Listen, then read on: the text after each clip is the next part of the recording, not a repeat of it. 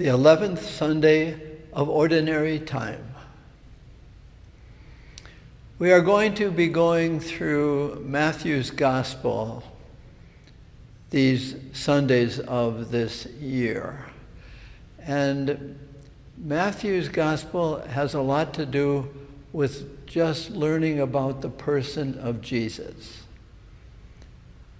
It's about intimacy, it's about letting Jesus be who Jesus is and who he is in our lives.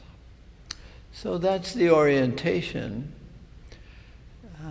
Today's gospel is Jesus looking at the crowds with compassion, with not just pity, but receptivity, openness too. And he sees them because they are wandering. They are like sheep without a shepherd, no one to guide them. So he wants to be guiding them. And as we will see, he names 12 assistant pastors, shepherds, to go out among the people and extend his personality, his personal mission. And he gives them 4 things to do, which are very encouraging for us. What are we to do considering who we are? Might be a good way to look at it. We are of his flock. We want to resemble his personality and extend his mission. How do we do that mostly? And he gives them 4 specific works or missions: cure, raise, drive out, and cleanse. Well, what does that mean to us? He says, pray to the Lord of the harvest. Pray to him. He is the Lord of the harvest, as well as his Father. And they are to go out and reap the harvest. He has really 2 pastoral, agricultural, if you will, missions: to be shepherd and reapers of the harvest.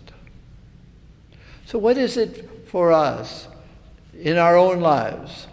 So we are of the person of Jesus. Little by little we are meant to be reflective of his personality. Because it's just psychologically true that those people with whom we hang out relate most closely. Family, friends, group, team, faculty, whatever it is. Those people influence us. We are molded by the choices and attitudes and values of the people around us, as they are molded by how we live our values as well. It's a mutual creation, if you will. So here are the 4 things. He is sending them out by name. He said, now you go and cure. Okay, what is that? What is curing for us? From what do we cure others? Now, sickness in the time of Jesus was a result, as they thought, if you're sick, there must be some evil in you, some sin. So curing is perhaps by the way you relate with people. You do not relate with them in terms of their failures of the past, perhaps. To cure them of losing heart. And so people lose heart, they're discouraged. The opposite of that is encourage. To put a heart into. How do you do that? By telling people, relating with people according to their gifts of personality, physical, mental gifts, Affirming might be a way of encouraging. The more we are people of heart, the more we will extend our hearts in the works of love. So maybe it's relating with people as you see that they are depressed, no spirit. So Jesus says, go out and cure those people who are victimized by maybe their own expectations of themselves. Cure them about what has taken their spirit, their heart away. What injuries? And it's not how you give them solutions, it's how you relate with them, how you stay with them, how you are a heart-giving person. So that might be one way of curing. Raising people might be another way. He said, go out and raise people from the dead. Well, we don't raise people from the dead so much as we raise people from the deadliness of their attitudes. And again, it's not by instruction, it's how you relate with them. Relate with them as if they too had the power to give life. And not let them be confined by the way you relate with them. Not let them be confined to negativity and not being enough. Anything that deadens them, their past, their injuries of the past, to raise them up by how you relate with them, how you are friends with them, insofar as they allow it. We always have to reverence borders. Jesus says, go out to all the people whom you meet. And drive out evil spirits, Jesus says to them. Drive out the spirits that we talk about in discernment, the spirits in ourselves, but especially in others, driving them. See, because the evil spirit, and we've probably said this many times, the evil spirit wants us not to do good.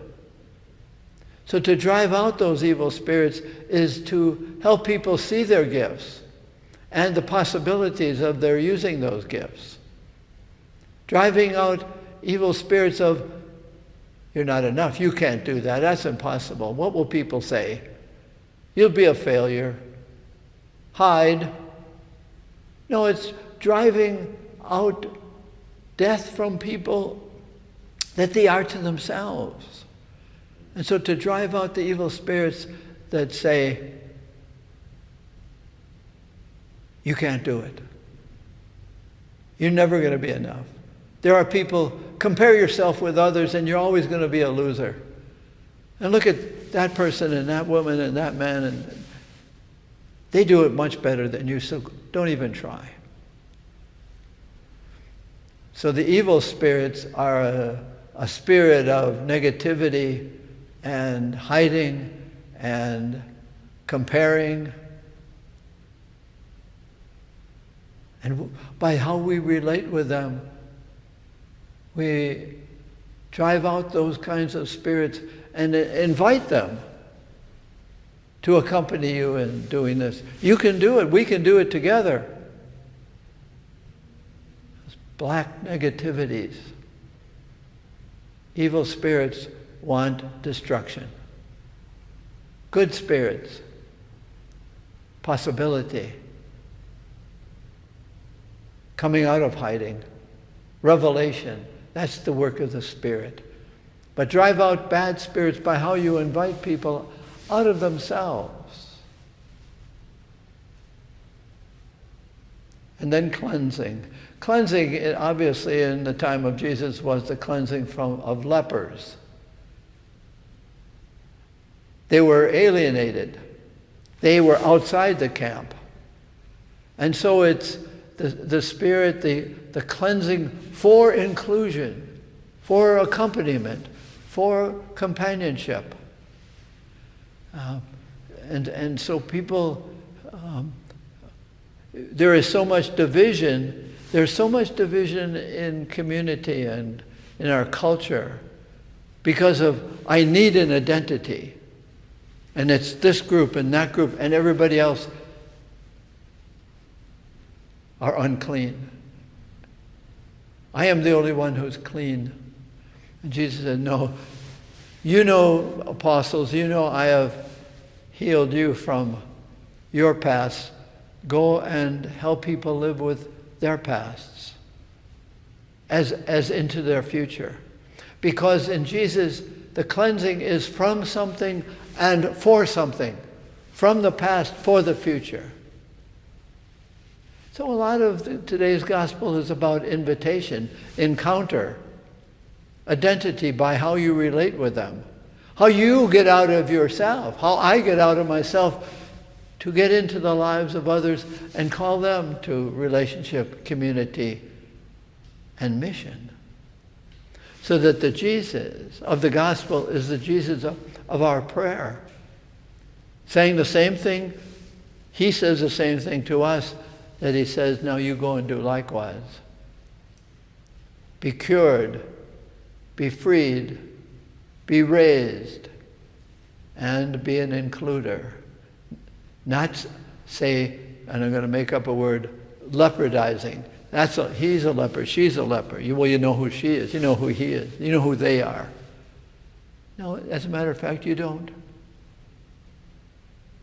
So it's a great gospel today as we begin this long series, and it'll go through the summer and the fall, all the way to Advent.